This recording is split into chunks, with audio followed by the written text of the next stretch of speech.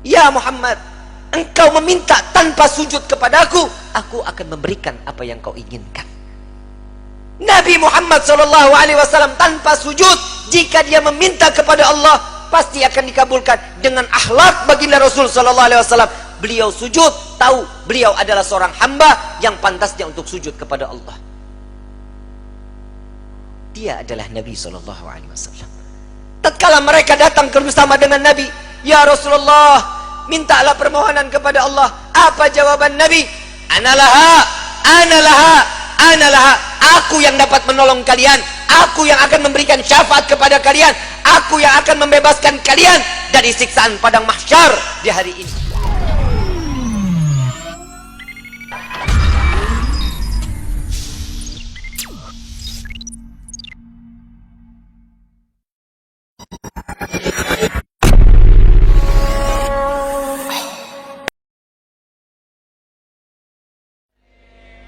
Ya Rabbi salli ala Muhammad habibika syafi'al musyaffa'.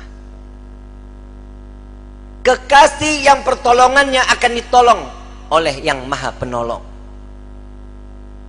Nabi adalah kekasih Allah, dan saat beliau meminta syafaat pertolongan kepada Allah, pasti akan diberikan pertolongannya.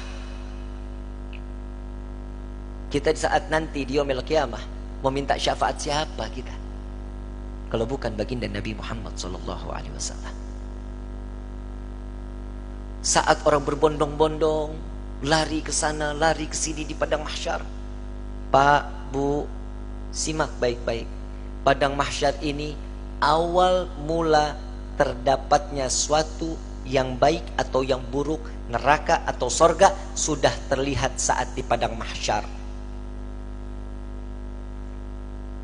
Padang mahsyar, Nabi SAW mengatakan, orang yang berbondong-bondong masuk ke dalam padang mahsyar tidak akan mengenal siapa suaminya, tidak akan mengenal siapa bapak dan ibunya, bahkan anaknya. Mereka nafsi-nafsi, sendiri-sendiri, berharap cemas di hadapan Allah. Satu orang akan ditumpuk 1000 orang di atasnya. Orang yang dapat menginjakkan kaki di padang mahsyar, dia adalah manusia yang aman.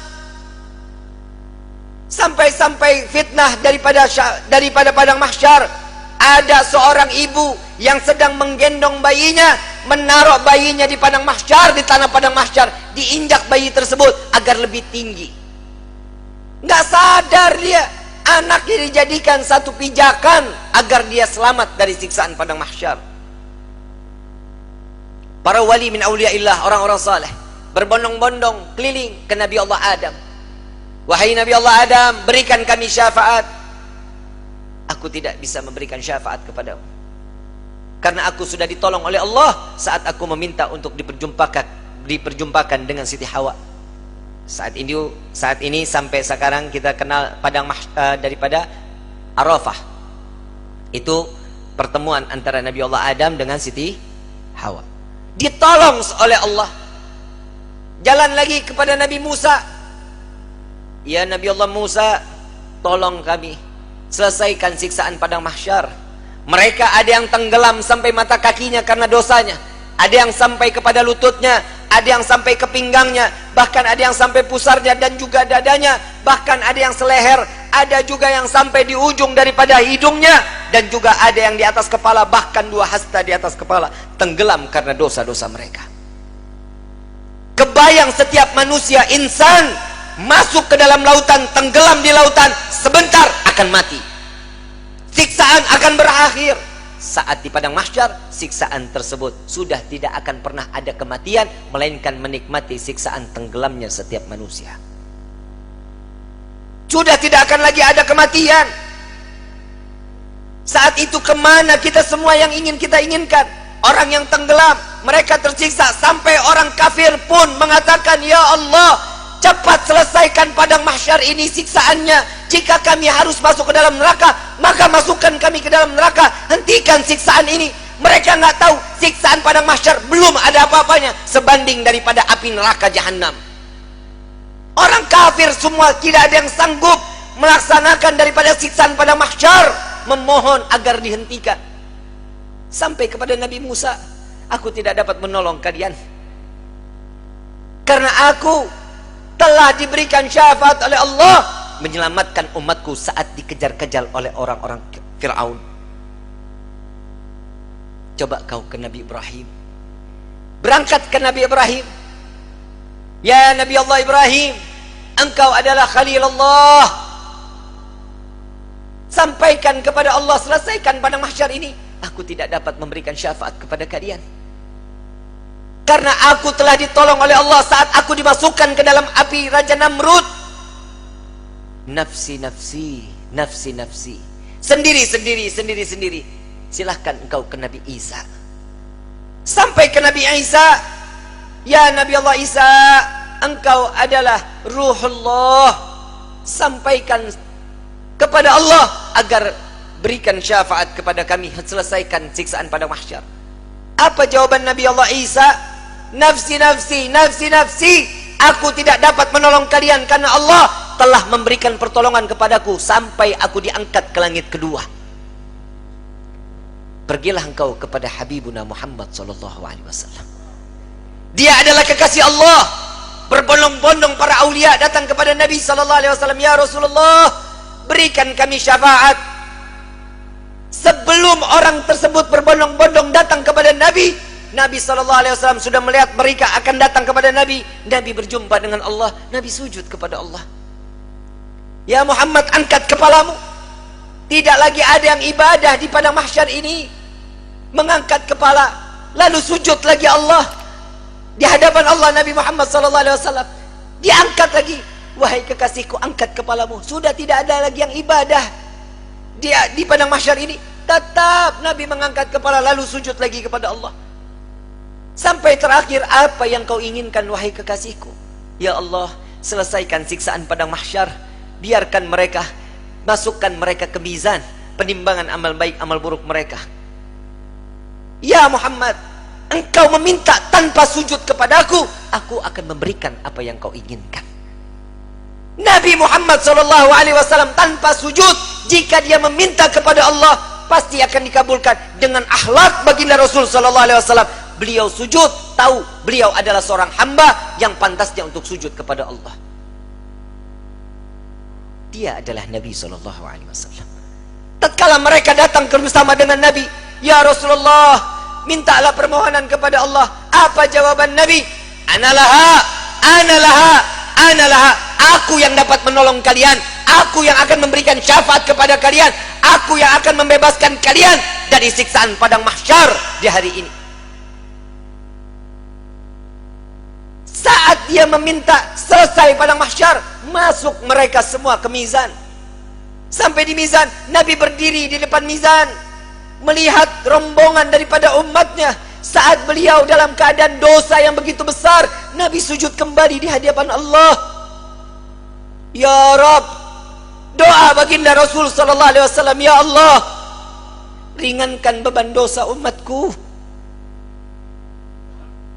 beratkan pahala mereka, ampuni dosa mereka ya Allah.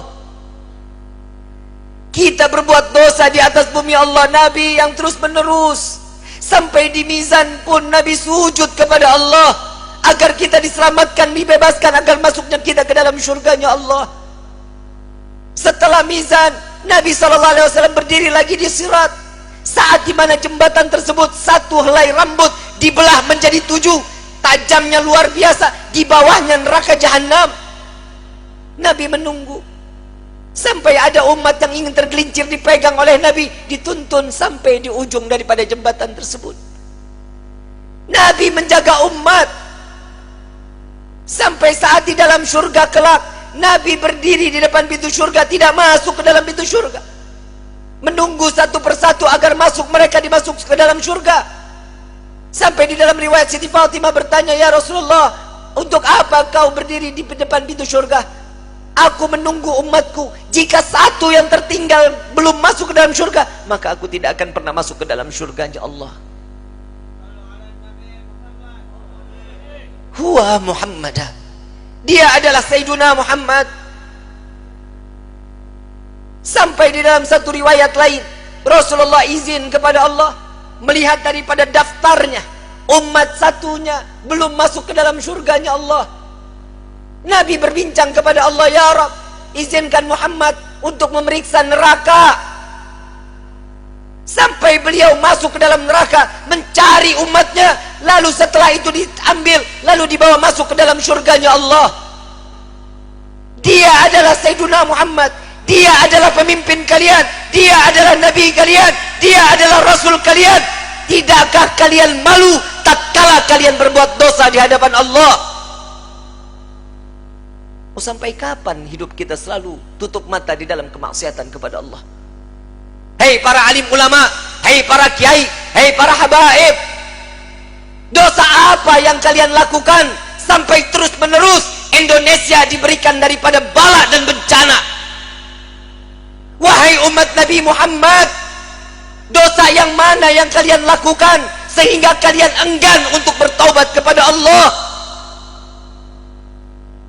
Tubna ilallah, tubna ilallah. Taubatlah kepada Allah, mohon ampunlah kepada Allah.